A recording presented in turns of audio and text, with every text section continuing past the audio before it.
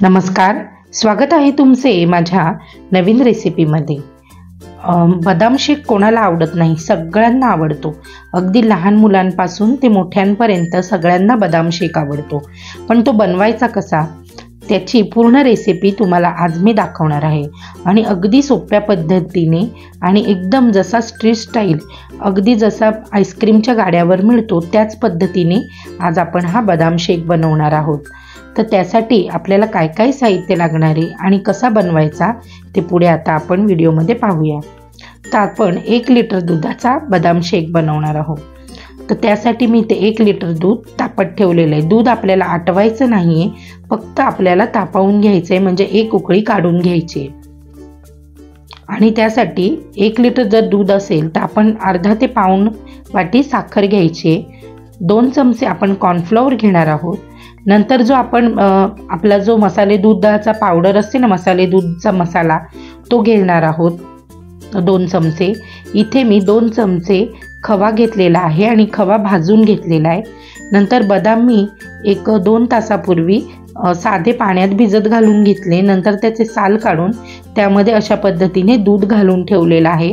गरम दूध घातलंय म्हणजे दूध त्याने आपल्याला हे मिक्सरमध्ये बारीक करून घ्यायचे, तर ते छान बारीक होईल। आपल्याला कस्टर्ड पावडर भिजवण्यासाठी 2 ते 3 चमचे दूध मी साईडला काढून ठेवलेलं आहे। तर अगदी कमी साहित्यामध्ये आपण हा बदाम शेक बनवणार आहे। आणि अगदी जसा आपण आईस्क्रीम ट्रकवर जसा मिळतो बदाम शेक, त्याच पद्धतीचा हा बदाम शेक असणार आहे। तर आता आपण दूध तापतंय आपलं छान, तोपर्यंत आपण जे बदाम भिजत घातलेले आहेत आणि साल काढून घेतलेत ते मिक्सरमधनं दूध घालून बारीक करून घ्यायचे। तर अगदी छान असे बारीक करून घ्यायचे, अगदी फाईन पेस्ट बनवायची। हे बघा, तर आपले बदाम छान बारीक झालेत। आता आपण कॉर्नफ्लॉवर भिजवून घ्यायचंय। कस्टर्ड पावडर भिजवून घ्यायची। जर कस्टर्ड पावडर नसेल तर तुम्ही कॉर्नफ्लॉवरचा सुद्धा इथे वापर करू शकता। तर जी कस्टर्ड पावडर आहे ही 2 चमचे कस्टर्ड पावडर आहे। त्यामध्ये साधं दूध घालायचं आहे आपलं, आणि साधं दूध 2 चमचे घालून हे अशा पद्धतीने भिजवून घ्यायचं आहे। जर आपण डायरेक्ट पावडर घातली ना तर त्याचं गुठळ्या होतात गरम दुधामध्ये, त्यामुळे आपण थंड दूध घालून याची एक स्लेरी बनवून घ्यायची आहे। अशा पद्धतीने चमच्याने मी ढवळून घेते आणि पूर्ण गुठळ्या मोडत ही जी कस्टर्ड पावडरची पेस्ट आहे ही आपण साईडला ठेवून देऊया। आता आपण दुधामध्ये साखर घालून घेऊया आधी। तर साखर आपल्या आवडीप्रमाणे आपण इथे घालू शकतो। साखर घालून आपल्याला हे दूध व्यवस्थित ढवळून घ्यायचंय।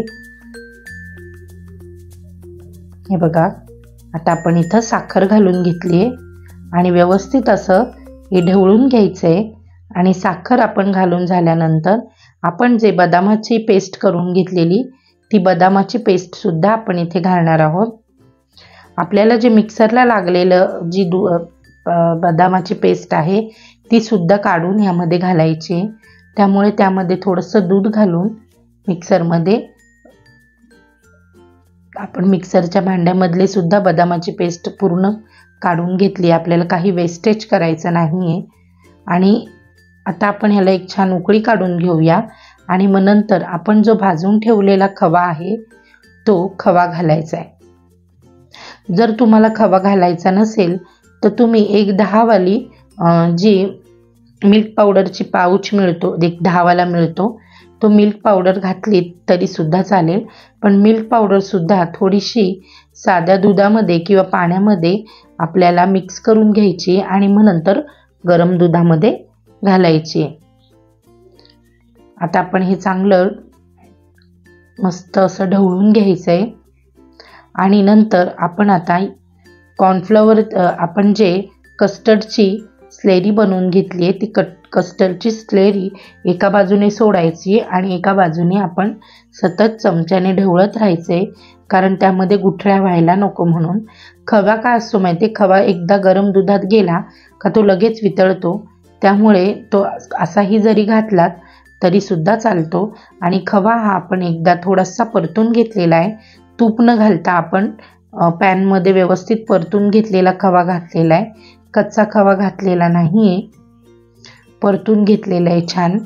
आता ह्याला आपण जी मसाले दूध पावडर घेतलेली ती मसाले दूध पावडर यामध्ये घालून घेऊया। मसाले दूध पावडर अशासाठी घातली आहे मी, त्यामध्ये पूर्ण सगळे ड्रायफ्रूट्स असतात, वेलची जायफळ सगळं असतं आणि शिवाय केसरसुद्धा असतं। दुसरं असं वेगवेगळं काही घालण्याची गरज पडत नाही, त्यामध्ये सगळंच असतं, म्हणून मी इथे मसाले दुधाचा वापर केलेला आहे। जर तुम्हाला मसाले दुधाचा वापर करायचा नसेल तर तुम्ही वेलची जायफळ पावडर थोडीशी अर्धा चमचा, नंतर तुम्हाला सांगते अजून आपल्याला ड्रायफ्रूट्स हवे असतील तर ड्रायफ्रूट्स आपल्याला बारीक कट करून घालायचे आणि थोडं केसराचे एक 5-6 धागे घालायचे। पण हे कसं वेगळं वेगळं घालण्यापेक्षा आपण जर दूध मसाला घातला तर अगदी एकच पावडर आपण घातली का मस्त आपलं दूध तयार होतं। तर आता हे चांगलं ढवळून घट्ट होईची वाट पाहूया आपण, कारण आपण ह्यामध्ये कस्टर्ड पावडर घातली, ती हळूहळू घट्ट व्हायला सुरुवात होते। नंतर खवासुद्धा घातलेला आहे, खवा तुम्ही तुमच्या आवडीप्रमाणे कमी किंवा जास्त घालू शकता। ह्यामध्ये मी 2 ते 3 चमचे खवा घातलेला आहे। आता या दुधाला घट्टपणा यायला सुरुवात झाली आहे आणि आता हे दूध झालेलं आहे। थंड झाल्यानंतर अगदी आपण हे फ्रीजमध्ये ठेवून एकदम चिल्ड करून घेतलं आहे आणि चिल्ड झाल्यावर हे अशा पद्धतीने घट्ट होतं, अगदी जसं आपण आईस्क्रीमच्या ट्रकवर खातो त्याचप्रमाणे हे दूध अगदी घट्टसर होतं। तर तुम्हीसुद्धा अशा पद्धतीने नक्कीच हा बदाम शेक बनवून पहा आणि मला कमेंटमध्ये नक्की कळवा की तुम्हाला आवडला का ते। हे बघा अगदी घट्टसर आणि मस्त असा हा आपला बदाम शेक तयार झालेला आहे आणि अगदी स्ट्रीट स्टाईल आपला हा बदाम शेक बनलेला आहे। आता हा मी ग्लासमध्ये काढून घेते आणि मी सर्व करताना मी कागदी कप वापरलेत, म्हणजे आपल्याला आपण जसं स्ट्रीटवर खातो त्या पद्धतीचा फील येण्यासाठी मी इथे कागदी कपांचा वापर केलेला आहे। तुम्ही काचेच्या ग्लासामध्ये घेतलात तरीसुद्धा चालेल।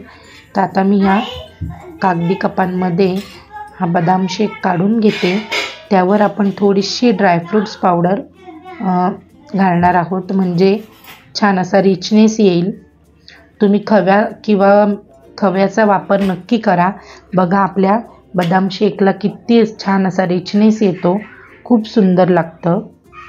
आता इथे मी थोडी ड्रायफ्रूट्स पावडर घातलेली आहे सजावटीसाठी आणि मी यावर आता एक बदाम ठेवणार आहे आणि मस्त असं चिल्ड असं हे मिल्कशेक आहे, जे आपलं बदाम शेक आहे ते मी पिणार आहे। चला तर मग आता आपण पुन्हा भेटूया पुढच्या व्हिडिओमध्ये आणि पुढच्या छान अशा मस्त रेसिपीमध्ये। तुम्ही मला असंच फॉलो करा, माझ्या चॅनलला लाईक शेअर सबस्क्राईब नक्की करा, आपली व्हिडिओ तुमच्या मित्रमैत्रिणींमध्ये नक्की शेअर करा, ग्रुपमध्ये शेअर करा आणि असाच मला सपोर्ट करत राहा। चला तर मग पुन्हा भेटू पुढच्या व्हिडिओमध्ये।